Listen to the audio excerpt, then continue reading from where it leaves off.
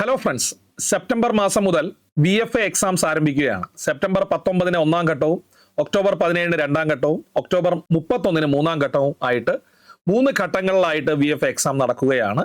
VFA ഒരു 10th level exam ആണ്. അതുകൊണ്ട് തന്നെ LD ക്ലർക്കിന്റെ സിലബസ് ബേസ് ചെയ്തിട്ടുള്ള എക്സാം ആണ് VFAയ്ക്കും ഉള്ളത്. VFA പരീക്ഷയ്ക്ക് തയ്യാറെടുക്കുന്ന ഉദ്യോഗാർത്ഥികൾക്ക് വേണ്ടി 10th ലെവൽ മെയിൻസ് പരീക്ഷകളിലെ ഏറ്റവും ഇമ്പോർട്ടൻ്റ് ആയിട്ടുള്ള ടോപ്പിക്കുകൾ, കോർ ടോപ്പിക് അല്ലെങ്കിൽ ഹോട്ട് ടോപ്പിക്സ് പരിചയപ്പെടുത്തുന്നതിനും, പിന്നെ നിങ്ങൾക്ക് എല്ലാവർക്കും അറിയാം PSCയുടെ ചോദ്യങ്ങളിൽ ഭൂരിഭാഗവും വരുന്നത് സ്കൂൾ പാഠപുസ്തകങ്ങളിൽ നിന്നാണ്.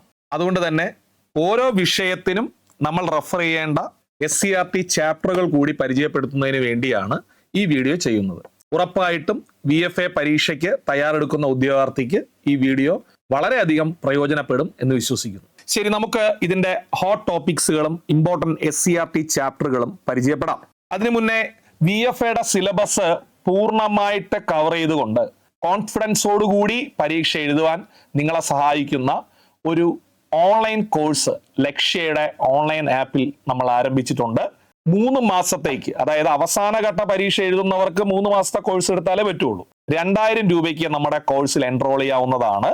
എന്നാൽ ഫസ്റ്റ് ഫേസും സെക്കൻഡ് ഫേസും ഫോക്കസ് ചെയ്യുന്നവർക്ക് 2 മാസത്തെ കോഴ്സ് മതിയാവും. അതുകൊണ്ട് 1500 രൂപയ്ക്കും എൻറോൾ ചെയ്യാവുന്നതാണ്. 100% സിലബസ് കവർ ചെയ്തുകൊണ്ടുള്ള ഒരു കോഴ്സാണിത്.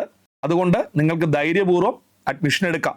അതേപോലെ തന്നെ ഇനിയുള്ള ചുരുങ്ങിയ സമയം ഒന്ന് റിവിഷൻ ചെയ്യണം, അല്ലെങ്കിൽ പ്രധാനപ്പെട്ട മേഖലകൾ നന്നായിട്ട് പഠിക്കണം എന്ന് ആഗ്രഹിക്കുന്ന VFA പരീക്ഷയ്ക്കും അതുപോലെ തന്നെ LDC പരീക്ഷയ്ക്കും ആഗ്രഹിക്കുന്ന ഉദ്യോഗാർത്ഥിയാണെങ്കിൽ ലക്ഷ്യ പബ്ലിക്കേഷൻ 2021 മുതൽ 2026 വരെ നടത്തിയ മുൻവർഷ 10th ലെവൽ പരീക്ഷകളെ ബേസ് ചെയ്തുകൊണ്ടുള്ള ടോപ്പിക് വൈസ് തിരിച്ചിട്ടുള്ള ഒരു റാങ്ക് ഫയൽ പബ്ലിഷ് ചെയ്തിട്ടുണ്ട്.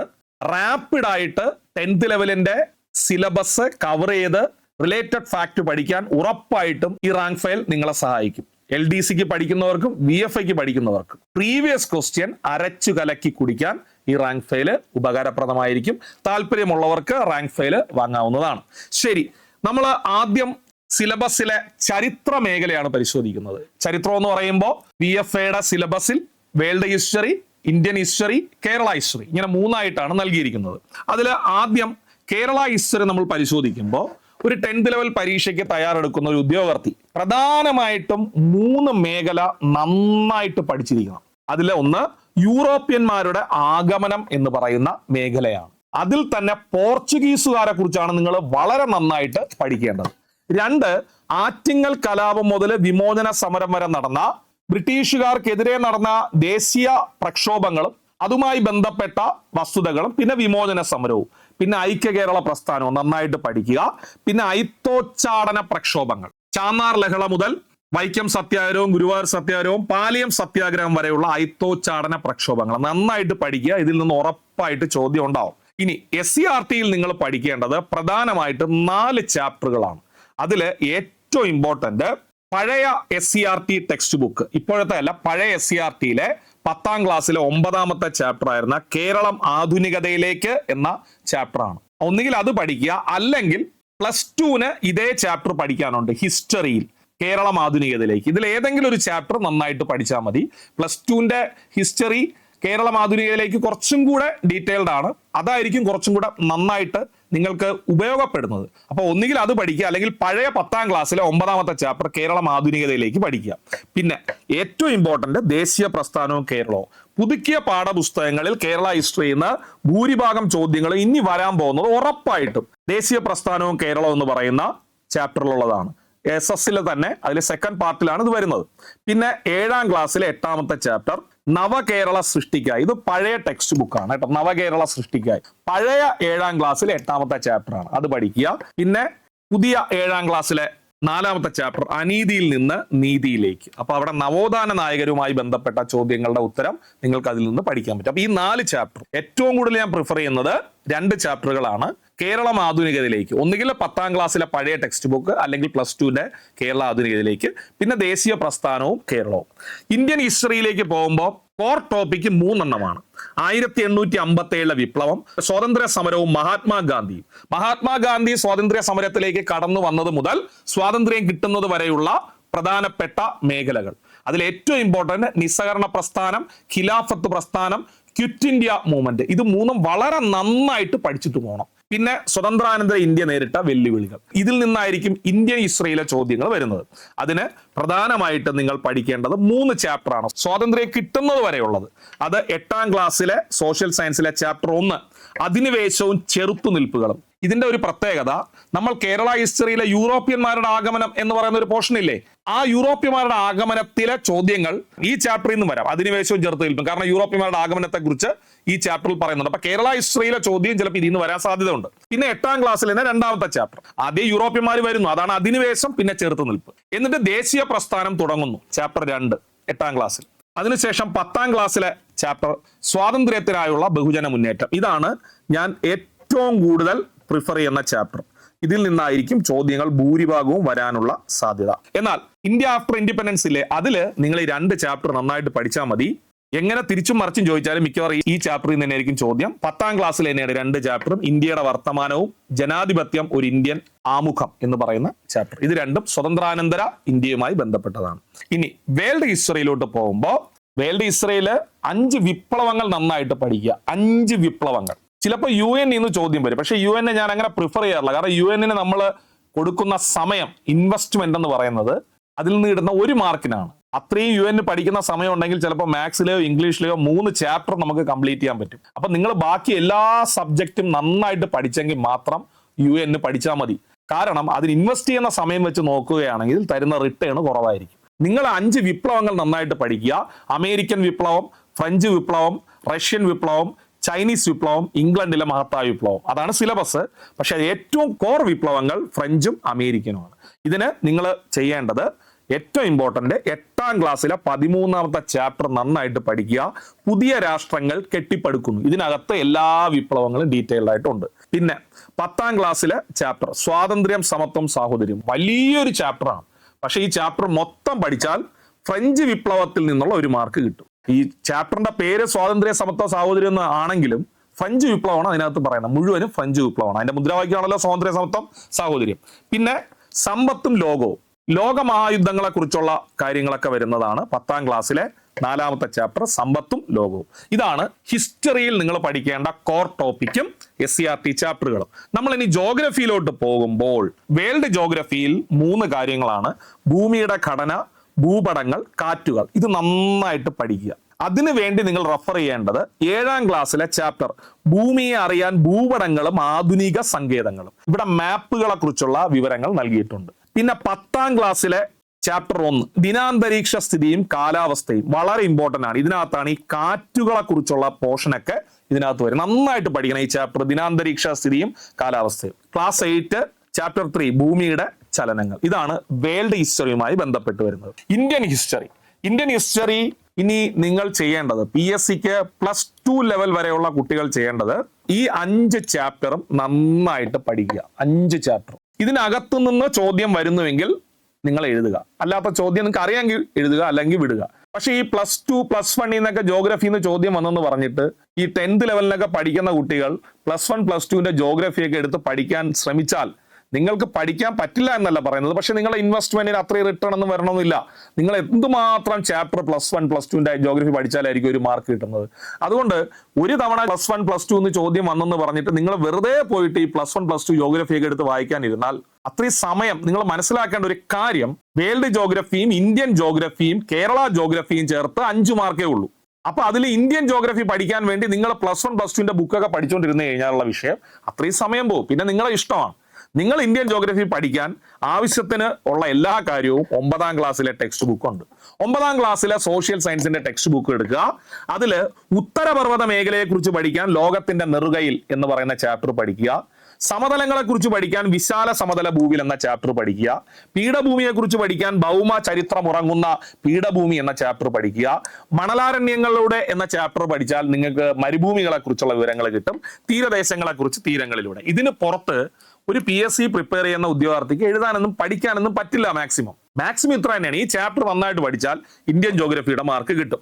കേരള ജോഗ്രഫിയിലോട്ട് പോകുമ്പോൾ 3 ടോപ്പിക്കുകൾ നന്നായിട്ട് പഠിക്കുക. നദികൾ, കേരളത്തിലെ വന്യജീവി സങ്കേതങ്ങൾ, കേരളത്തിലെ കൃഷി ഗവേഷണ കേന്ദ്രങ്ങൾ. അതിൽ 2 ചാപ്റ്ററേ നമുക്ക് SCERT ഉള്ളൂ. നാടറിയാം 5ാം ക്ലാസ്സിലെ നട്ടു നനയ്ക്കാം നന്മകൾ ചെയ്യാം 8ാം ക്ലാസ്സിലെ. ഇതില് കൃഷിയുമായി ബന്ധപ്പെട്ട കേരളവുമായി ബന്ധപ്പെട്ട വിവരങ്ങൾ ഈ 2 ചാപ്റ്ററിലായിട്ട് ഉൾപ്പെടുത്തിയിരിക്കുന്നു. ജോഗ്രഫി കഴിഞ്ഞാൽ നേരെ നമ്മൾ പോകുന്നത് എക്കണോമിക്സിലോട്ടാണ്. ധനതത്വശാസ്ത്രം 4 ചാപ്റ്ററിൽ നിന്നാണ് സാധാരണ എല്ലാ ചോദ്യങ്ങളും വരാറുള്ളത്.